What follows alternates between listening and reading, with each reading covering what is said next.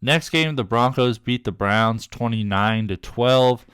This Browns offense needs a quarterback desperately. It sounds like Joe Flacco might get called up from the practice squad in this next one, with DTR going down with an injury. 14-29, 134 yards, a touchdown, no interceptions. He also had 5 carries for 21 yards.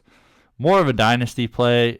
There's some upside here with his skill set running the ball and his ability to throw the ball down the field, but it just hasn't really materialized yet, and it may not for his rookie season. But definitely someone you want to keep an eye on in more long-term formats.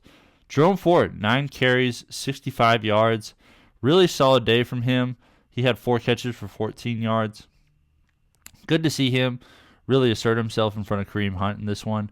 Hunt had a lot of goal line touches, just didn't get anything going. 7 carries, 22 yards for him. He didn't have any receiving work, so just remains a super touchdown-dependent play. Harrison Bryant, the tight end, had a carry for 0 yards. Elijah Moore, same thing, had a carry for 0. And P.J. Walker added a carry for -1. One thing we do know with this Browns offense is if DTR is starting at quarterback, play David Njoku because he had 6 catches, 59 yards, 9 targets. You got to lock him in. If you see DTR is starting, David Njoku must be in your lineup. Cedric Tillman, 4 catches, 55 yards on 5 targets. He has a connection with DTR. They went to high school together, so he could be a guy who emerges if DTR continues to get playing time here.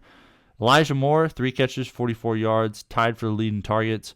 Amari Cooper, only 2 catches for 16 yards on 6 targets. Had Patrick Surtain in this one, so that could be a big reason why. Still, even if Joe Flacco plays, it's going to be interesting to see if he locks on to Cooper. Because as we've seen so far, like P.J. Walker, he can't really get it done, so he's going to be up and down with everybody. DTR will flood David Njoku. Deshaun Watson will flood Amari Cooper. We got to wait and see what Joe Flacco will do with this offense. Harrison Bryant adding a catch for 2 yards and a touchdown, and David Bell did not haul in either of his targets. For the Broncos, Russell Wilson in that Baker Mayfield, Gardner Minshew sort of realm of high-end streaming quarterback. 13 of 22, 134 yards and a touchdown, no interceptions. He also had 11 carries, 34 yards and a rushing touchdown.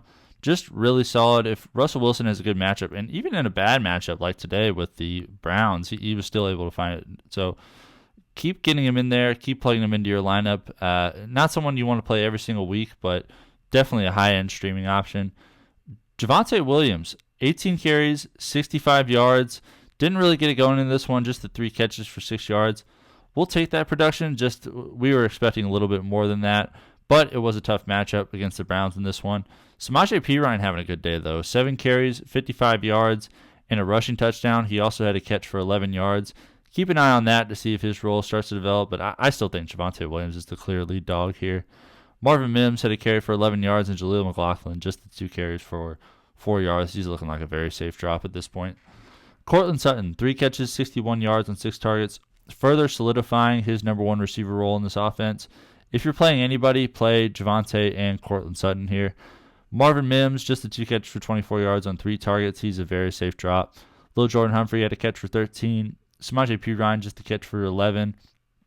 Jeudy, 3 targets, 2 catches, 11 yards. He's looking like a drop at this point, especially with not a whole lot of throwing in this offense, and when they do throw, it's all going to Sutton. So Jeudy, go ahead and drop him.